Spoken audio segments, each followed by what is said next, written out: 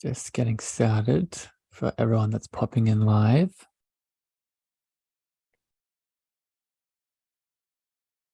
Check everything's up and running. All right. Beautiful. Good on Facebook. Good on YouTube.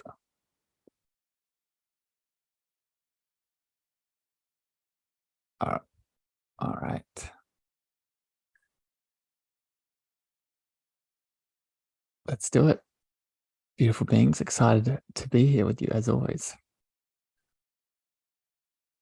Okay. Starting recording in 3, 2, and 1. Good morning, evening, afternoon, loving spiritual beings. Welcome back to the show. Welcome back to the Cosmic Love Antenna and a spiritual, heartfelt conversation today, a solo-sode with me and myself and all of you beautiful podcast listeners and audience that's joining me live on all the social platforms today. I'm excited to go deep into today's topic, the sacred pathways to healing, exploring 10 spiritual laws. And I'm so excited. I have so much to share on my heart today in regards to this. And it's going to be a deep one, as always. Before we get started, just to set the foundation, as we do here always on the show, if you're joining live today, either on Facebook, LinkedIn, and YouTube, I see some of your beautiful faces. Welcome, Holly. Welcome, Monica. If you have comments and questions that bubble up today throughout this chat, please pop them into the comment section on social. I'd love to have you as a part of this podcast. If you are listening on the podcast player, please share this out with a friend, a lover, a family member that you think it can support and help, and leave your love, your feedback, your comments over on Apple and Spotify. That helps me pick shows. When you put them in as reviews, helps me pick topics just for you for upcoming conversations. Okay, let's get straight into it because I have a lot to share on my heart today. And I know it's going to be supportive in all the ways. And again, if you're showing up on LinkedIn or Facebook today, leave your comments down below and I will add your beautiful, beautiful frequency into this chat. So I am going to be exploring 10 spiritual laws. And these laws are, to put very frank, they are universally true or universally applicable. And what do I mean by that? What I mean by that is if you're moving through any stage of your healing journey and you are looking to illuminate and expand your heart, or illuminate and release pain, or illuminate and let go of fear, each of these laws, tools, you can apply. And I'm going to be very, very straight to the point with you and let you know that I would be very surprised if you weren't familiar with most, if not all, of these laws. The question is, are you applying them? Are you embodying them? Because it's one thing within the spiritual conversation, it's one thing to understand a spiritual law. It's another thing to embody it. And that is really what we're going to be talking about today. How do we embody these spiritual laws? And I'm going to be giving some insights and understandings around them. Okay, so let's get straight into it. The first spiritual law for your sacred healing is the law of mindfulness and presence.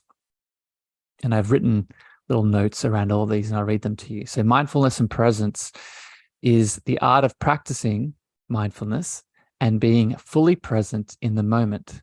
So an individual can release worries about the past or future, reducing stress and promoting emotional healing.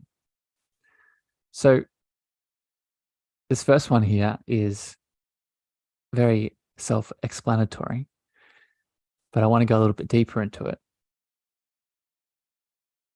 In my experience, most, if not all, suffering occurs when we attach our identity, who we think we are, either in a future expectation or a past story, a past pain, a past trauma, a past wound.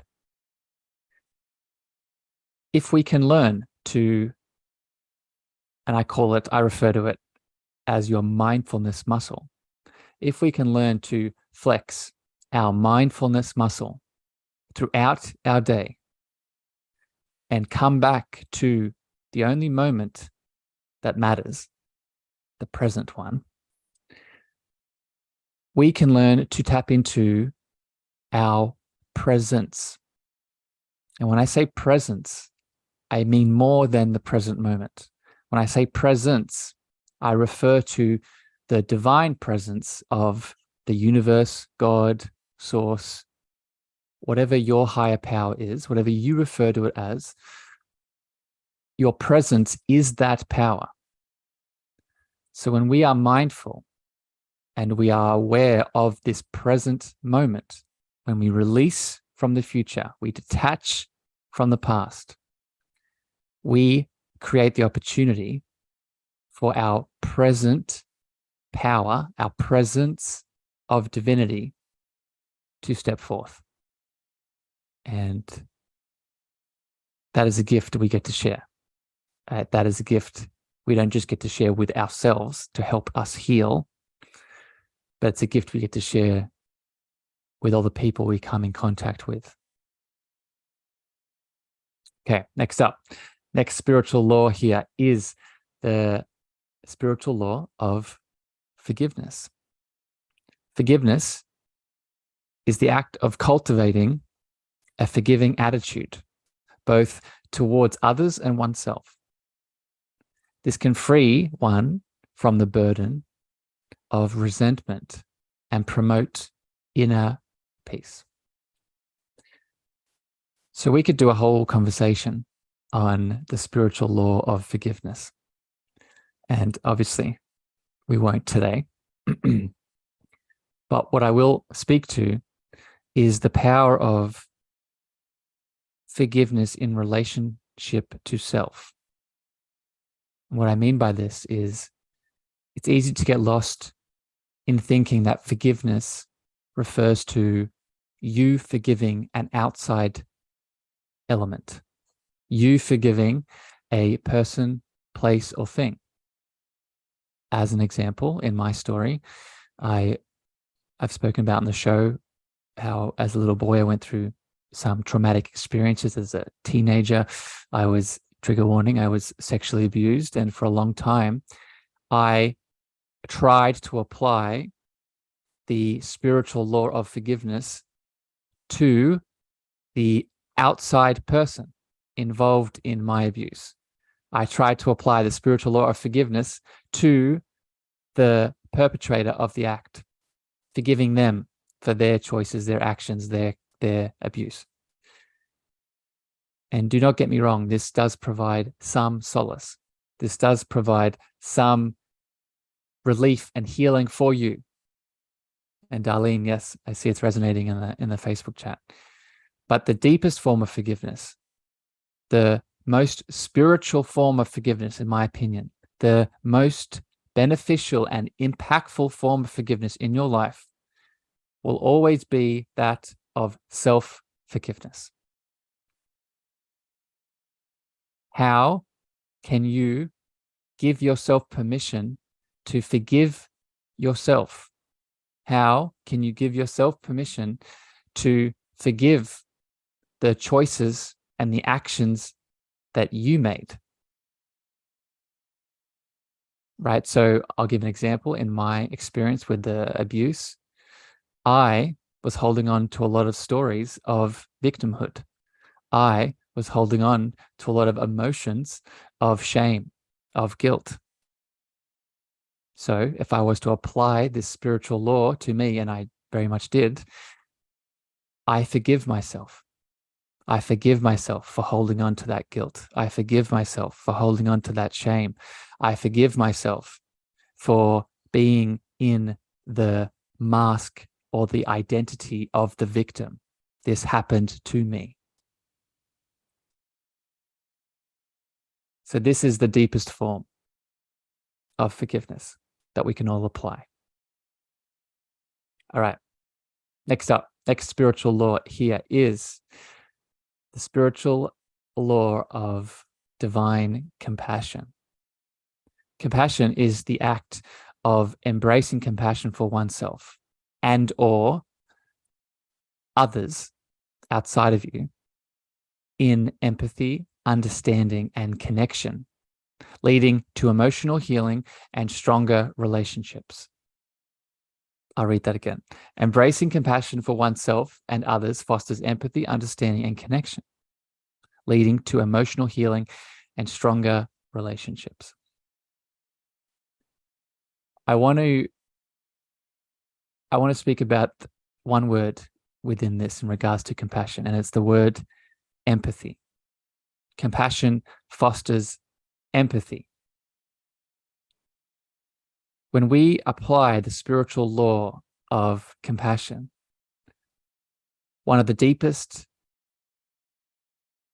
aspects, elements that we are tapping into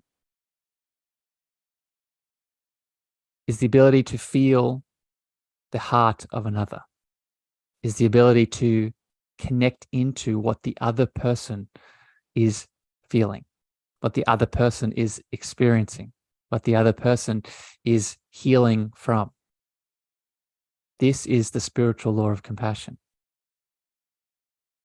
We understand that while we are unique, while we have led our life of experiences, we can also understand that if we have had the same life as that person, had made the same choices as that person, had been through the same life moments as that person, we would be in the same boat. We would be moving through the same pain. We would be making the same choices. This is what the spiritual law of compassion is about. Right? Holly, I see your love in the Facebook chat. I receive it, my friend. Thank you for adding that in. So just to wrap this one up here around compassion, how can you apply this in your life? Right? How can you apply this deeper understanding of compassionate empathy to the people that are coming into your world? Instead of judging, instead of reacting, instead of showing persecution onto other people, apply compassion. All right, let's keep it flowing. The next one's a big one. And I just want to welcome all the new people popping in on the social feeds. I see all of your beautiful faces. And Jacqueline in the LinkedIn chat, I see you there, my friend. Welcome. I just want to read your comment. It's not our fault. We need to forgive ourselves 100%. Alexander, you're saying it takes a lot of practice to be present and even more to forgive, but it's so worth it. Yes, I could not agree more, Alexander. And I thank you. Thank you, everyone that's popping in your comments. I appreciate you. All right, let's keep it going. The next spiritual law here for your sacred pathway of healing.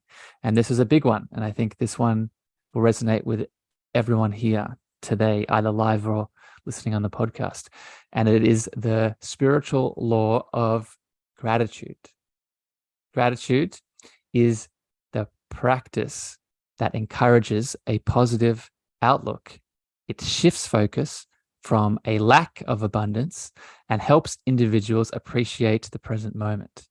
Gratitude is the art of practicing gratitude that encourages a positive outlook, shifts focus from a lack of abundance, and helps individuals appreciate the present moment. So let's go deeper into this one, because as you can all imagine, this is a deep one in itself. So gratitude, in my experience, not only does it bring us back to the present moment, not only does it shift us from a frequency of lack, but it opens our heart to more love. All of these practices do, to be honest, but gratitude specifically, what it does is when we can apply a grateful frequency, a grateful awareness, a grateful perspective to anything that we have in this current moment, what does it do? How does it make you feel?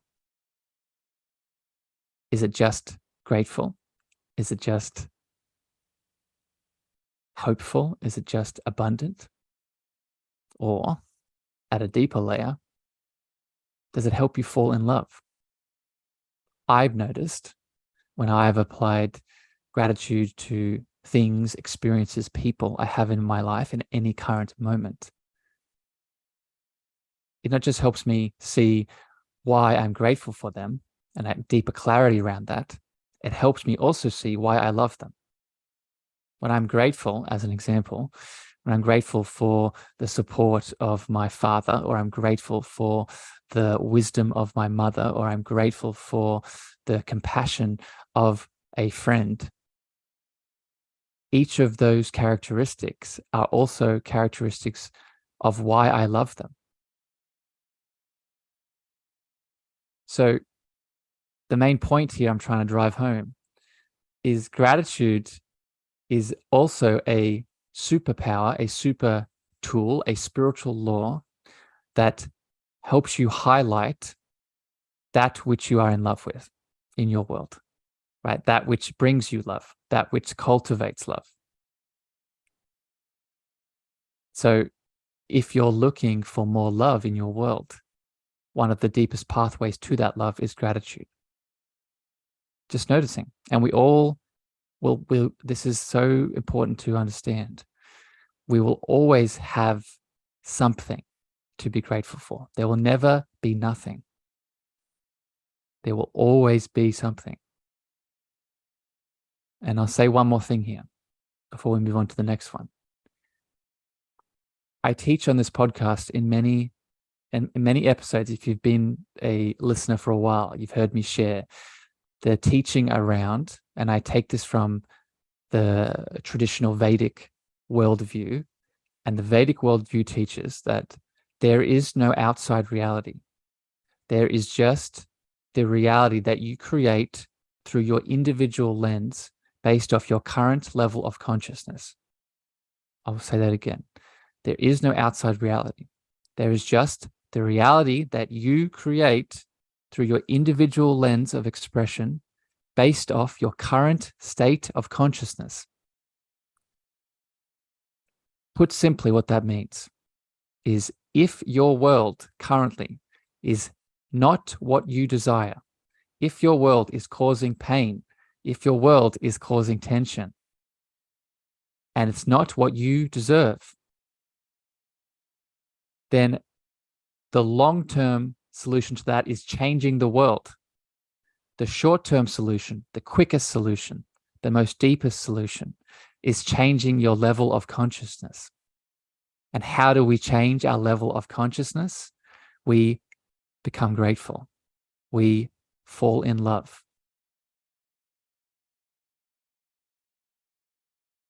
Big one there. Jacqueline, happy it's resonating, and I'm grateful for you too, my friend. I love you very much. Okay, let's keep going. I've got so much more here to share. Next up, next spiritual law is number 5. Next spiritual law, sacred law on your pathway to healing is The law of letting go. The law of letting go. This law refers to releasing attachments to material possessions, past traumas, and negative beliefs that thus allow us space for growth, transformation, and healing. The law of letting go refers to releasing attachments to material possessions, past traumas, and negative beliefs that thus allows us space for growth, transformation, and healing. Okay, so another big one here. I'm going to speak about surrender later as another law. I'm going to give a little spoiler there for another one that we'll talk about. But the art of letting go is different.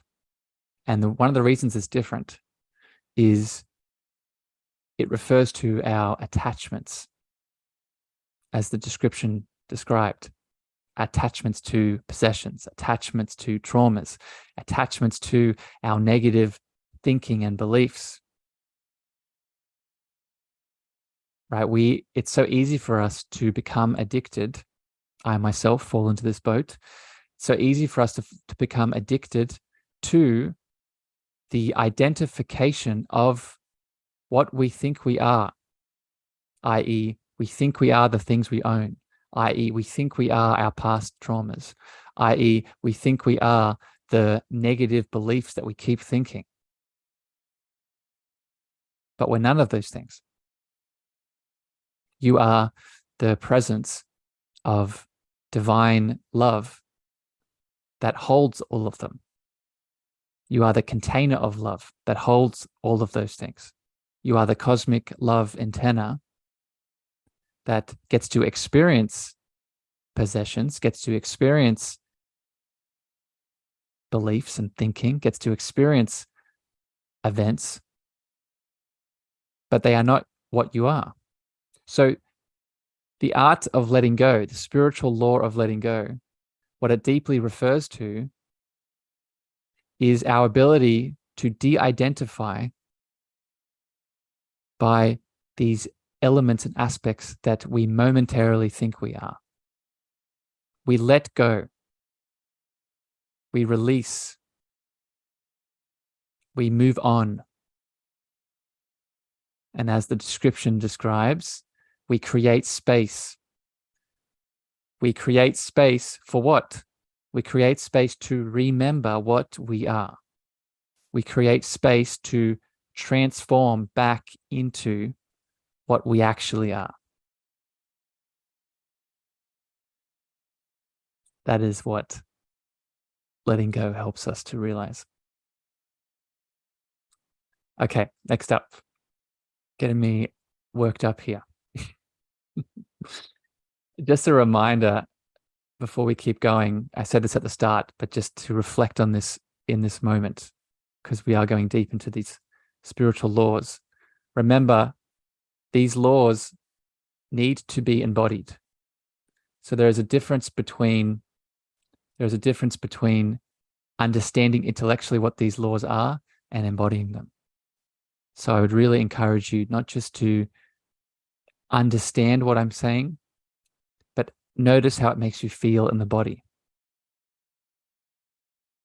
Alexander, in the LinkedIn chat, you're asking, but how does one conceive oneself if we are none of that? But how to conceive oneself if we are none of those things? So that's a very good question, Alexander. And what I would say to that is most of these spiritual laws that we've talked about, they bring us back to that feeling of love, as I spoke about a second ago with gratitude. So when we're looking to embody and feel and remember what we actually are beyond the things, beyond the experiences, beyond the beliefs, beyond the traumas, one of the quickest solutions to reacquaint oneself with what we actually are is to notice when we feel in love. is to notice when we feel expanded by love, is to notice when we feel activated by love. That's what we actually are. That's the self beyond the self. That's the self beyond the beliefs, experiences, possessions, etc. Speaking of love, speaking of the self beyond the self, the next spiritual law here is self-love and acceptance. The spiritual law of self-love and acceptance. So I've described this as recognizing and embracing one's worthiness and uniqueness promotes beautiful self-esteem and empowers individuals to heal from emotional wounds. So the spiritual law of self-love and acceptance is recognizing and embracing one's worthiness and uniqueness, promoting self-esteem and empowerment so an individual can heal from emotional wounds.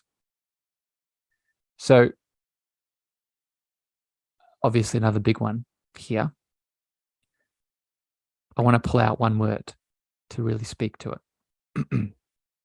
And it's the word of worthiness. What are we loving about ourselves? What are we accepting about ourselves?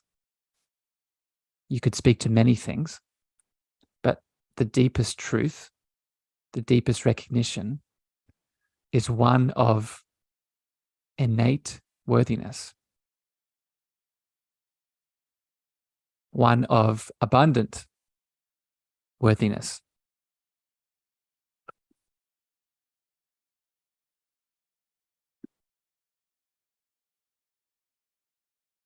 That's really what we're loving. That's really what we're accepting. We're accepting that the deepest version of ourselves, the deepest state of love that we are, is full, is enough, is worthy from the start. It never needed to prove itself. It never needed outside validation. It never needed to get the thing done. It never needed to prove itself. That's our deepest form of self-acceptance. And I'll give one example just to highlight how deep this goes. So we live in a culture that I'm sure everyone here recognizes of hyper masculinization. And when I refer to the masculine, I refer to the divine masculine, the overdoing, the getting stuff done, the producing, the ticking off the boxes, the following the steps. All of these are beautiful traits. But our society at large, both men and women, have been pushed into an over masculinization, overdoing, over getting stuff done, over producing. How this connects to worthiness, self-love, and acceptance is this over masculinization and this overproducing often comes from the limiting belief and the forgetting of our enoughness, often comes from the limiting belief of feeling unworthy, often comes from the feeling like we need to get the thing, otherwise we're not enough, otherwise we're not valuable, otherwise we're not worthy. So this law we can apply to this. When we accept oneself, when we apply self-love, we are recognizing and embracing that we have been worthy from the start, that we've been enough from the start, that we have been uniquely valuable from the start. All right, next up. Next spiritual law here is, this is number 7, so a few more here to go. Number 7 is the spiritual law of deep connection to nature. The spiritual law of deep connection to nature. Connecting with nature's rhythms and beauty can offer solace, perspective, and a sense of interconnectedness, contributing to deep emotional healing. Connection with nature is the art of connecting with nature's rhythms and beauty in a way that can offer solace, perspective, and a sense of interconnectedness, contributing to emotional healing. So, I love these laws. We could take each of these and just do a whole conversation. And this is yet another one. Okay, so I want to speak about this. I just want to acknowledge the beautiful Monica, self-love. I share about this so much. Letting go and self-love come together. Yeah, I agree, Monica. Thank you for adding that in. So, nature and the connection to nature. I want to pull out once again a word. Nature helps us cultivate a sense of interconnectedness. To me, that is where this spiritual law really hits the ground running. One of the biggest illusions is one of separation, not just separate to people, not just separate to our family, our friends, our lovers, but the illusion of separation in relation to the natural world, to the earth, to the animals, to nature at large. One of my favorite definitions of being spiritual, is a remembrance of our connection to a greater whole. And that is really what this spiritual law of nature connection helps us to experience. I'll just share my own experience with this. I often find it easy to fall under the emotional pain, emotional trauma, emotional dis-ease connected to loneliness, connected to isolation, connected to the feeling of I am alone. One of the quickest ways that I overcome this illusion, overcome this pain, overcome this deep tension is by immersing myself in nature, but not just going for a walk and being in the sun. Those things work, don't get me wrong, but going a little bit deeper. One of my favorite meditation practices is connecting to the earth heart. I refer to it as the earth heart chakra. And this is the heart of Mother Earth that we are inextricably and always linked to. Connecting to that earth heart, feeling her support, feeling her grace, feeling her groundedness, and thus reminding ourselves of our constant link to her. Right? I'll keep explaining this here. It's so easy for us within the spiritual community to talk about soul contracts and soul family in relation to other people. And again, beautiful. Those things are real, they exist, and we need to have those discussions. But what I see less discussion around, and what needs to have more insight and more value and perspective on, is our soul contract and soul connection to the earth heart, to the soul that is Mother Earth. When we connect to her, when we remember that we are in a divine union with her, it at the least helps us to remedy our loneliness, our isolation, our feelings of being separate. And at best, it helps us remember one of the reasons we're here. What we're here to step forward with her. in unity. Just like we're here to step forward with the people that we love in our world. Okay, keep it flowing. Next up, next spiritual law here is, and I just want to honor the beautiful Rose and Holly in the Facebook chat. Thank you for adding in. Darlene, you're talking about the law of nature. I would love if you would do a podcast on the spiritual law of nature. The animals are such beautiful beings grounding into the earth, all of these things. Yes, I will add it to the list, Darlene. I think you're onto something, my friend. Okay, next spiritual law is, this is number 8, the spiritual law of inner silence and stillness. The spiritual law of inner silence and stillness. This is the art of cultivating inner silence through practices like meditation and reflection that can lead to self-discovery, clarity, and inner peace.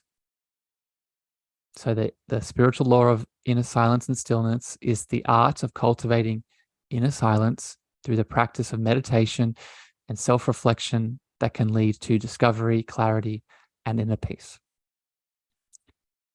So this law goes really well with mindfulness and presence, but it differs in the way with the emphasis on silence, with the emphasis on cultivating a quiet space, not just externally, but internally.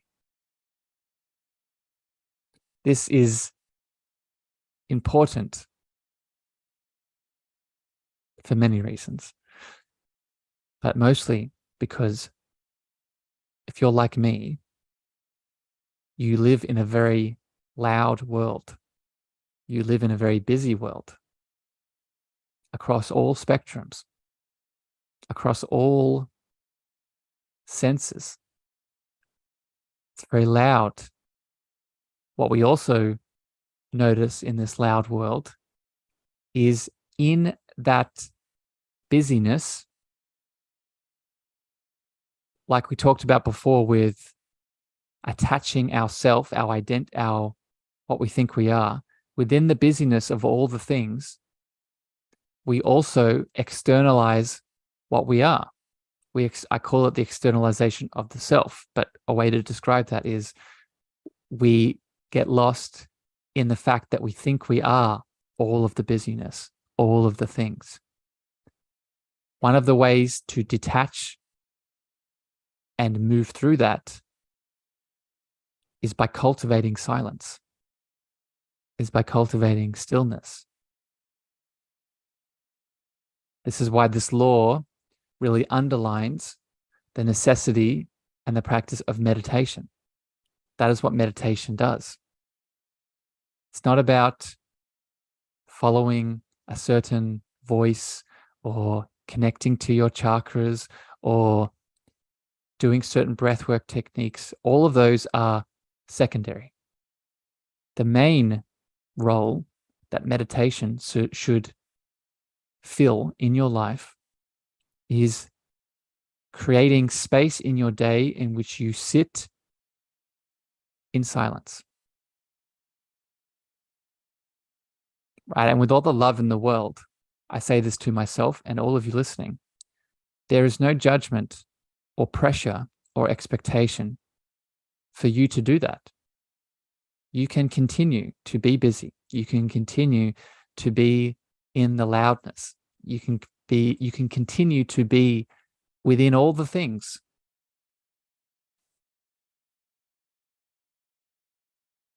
But if that becomes your life, suffering and pain will continue because you will end up in this cycle of forgetting what you are, forgetting what your natural state is.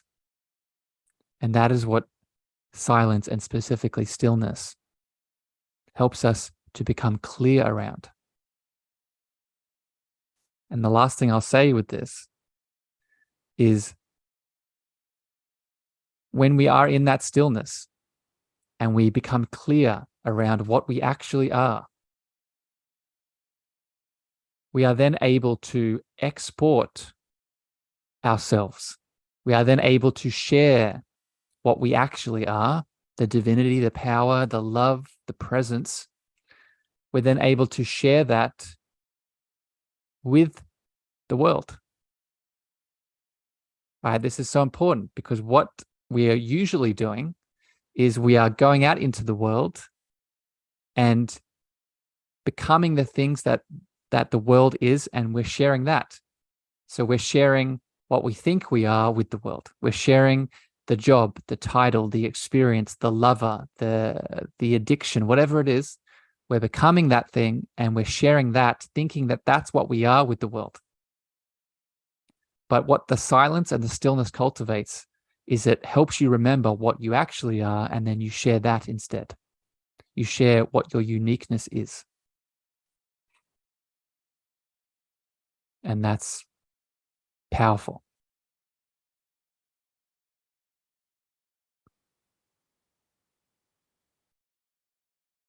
Right. So, which leads me into the second last law here, which flows beautifully onto what I was just saying, right? Working out what we actually are. The next spiritual law on your pathway, your divine sacred pathway to healing, is living, the art of living with purpose, the art of connecting with purpose. So what I wrote about this is the art of living with purpose is discovering and living in alignment with one's true purpose in a way that can bring a sense of fulfillment and direction, aiding in healing and personal growth. The spiritual law of living with purpose is discovering and living in alignment with one's true purpose in a way that can bring a sense of fulfillment and direction, aiding in healing and personal growth. So I want to continue this law from what I left it with that inner silence, with that reconnection to what we are. That is your main purpose. I'm going to break this down into a primary and secondary purpose. The primary purpose is the remembering of your divinity. The primary purpose is the realignment and the reconnection to your abundant state of potential, of divinity, of godliness, of universal source energy that you have been from the start. That is your main purpose. But we don't want to just be in that state.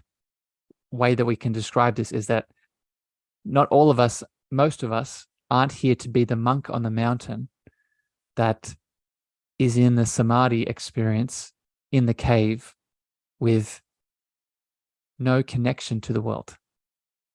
And don't get me wrong, that monk on the mountain could do a lot of visualization work and impact the world through their intentional inner voyages. But if you're like me listening, you're here to impact the world in a more 3D tangible way. And this is where we come into our secondary purpose. Our secondary purpose comes from the inspired and the downloaded and the overspilling of our divine cup. Once we have remembered, reconnected, realigned with our divine source, we then step out into the world in inspired action. Right? We then step out into the world in that state of divinity, in that state of potential, in that state of, I would refer to it as loving presence. And that is us living with purpose. This will look different for all of us because we're all unique. but it's an inside job. It's an inside out conversation, not an outside in conversation. All right. And then last up here today, the last spiritual law for all of you to sit with and meditate on and embody today. And Jacqueline, I know it's your favorite, my friend. Happy it's impacting you and resonating. Okay, the last spiritual law here to share with all of you today, to embody, to connect into is, and I told you I'd come back to this one, the spiritual law of surrender and trust. The spiritual law of surrender and trust. So what I've described around this one, this is the art of letting go of the need to, this is a big word here, letting go of the need to control outcomes and placing trust in a higher power or the universe that can help us alleviate anxiety and promote a sense of surrender, healing, and transformation. So the art, this spiritual law of surrender and trust, is letting go of the need to control outcomes and placing trust in a higher power or the universe that can help us alleviate anxiety, promote a sense of surrender, and healing transformation. So I think this is a beautiful law to finish with because it really helps us to release all expectation and pressure on oneself. One of the reasons we control in our world is because we're in fear of losing something. One of the reasons I have placed control on my external experiences, relationships, healing journey is because deep down I fear something will happen. I fear I will lose something. I fear I will become something. I fear I will, insert. When we surrender and trust, we are acknowledging that we can release the fear. Not only can we release the fear, but we are more than the fear. But as Rumi says, you have more love in you than you can possibly imagine. And when we let go of control, when we surrender and trust, what are we trusting? We're trusting a higher power. What is that higher power? That higher power is a frequency of love. That higher power that is already you, right? This is another illusion that I share with all of my beautiful religious listeners tuning in. That higher power, that trust that you are surrendering to isn't something that's outside of you. You're not sacrificing yourself to an outside force. You are surrendering and trusting the force of divine love that is in your heart. You are surrendering and trusting and remembering that you never needed to control anything. All you needed to do was trust the divine presence of love that you are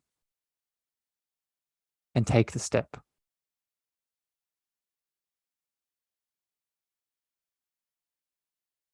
Right? Jacqueline, you're saying that's a hard one. Trusting the universe has your back and is guiding you for the best thing. It's hard, Jacqueline. I'll just speak for myself.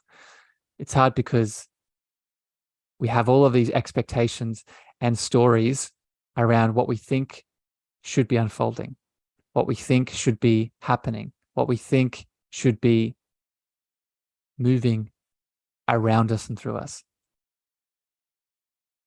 But what I've applied to this is as soon as we get out of our own way and remember that what we think is infinitely less than what our divine source, our divine power, our divine frequency of love knows, then we can trust. Then we can surrender. Because let's say one more thing to this, right? If we stay in that control box, if we stay in that fear box, in many ways, where is that coming from? It's coming from a desire to stay safe. It's coming from a past trauma, a past wound, because we have programmed ourselves, conditioned ourselves that if we leave that box, if we leave that fear container, we will be hurt again. We will be in pain again.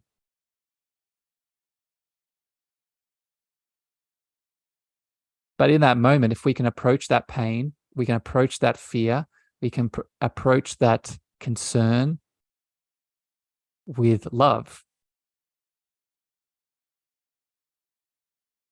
then suddenly the borders of that box become permeable.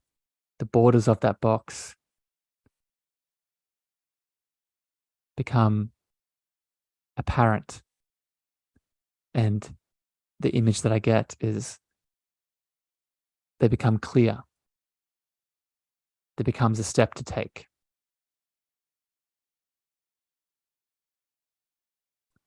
So, some big teachings here today, some big lessons. And I hope it hits your heart. I hope it has expanded you today. Before I finish and wrap up here, I want to remind everyone,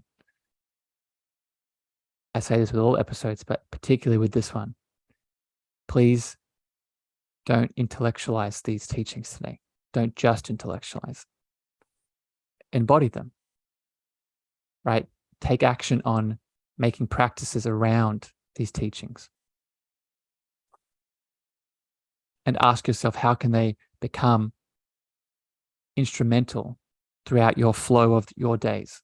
How can they become instrumental as practices, as devotional practices to self? That's how they change your world. That's how they become impactful. All right, beautiful beings. I want to thank everyone that's joined me live today on LinkedIn and Facebook. Thank you for your beautiful comments and your questions and your feedback. I appreciate you. If you're listening on the podcast, if this hit your heart today, please share this out far and wide with a friend, a family member, a lover. But regardless, until next time here in the show, I send you love, I send you light, and I'll see you again very soon. Bye, everyone.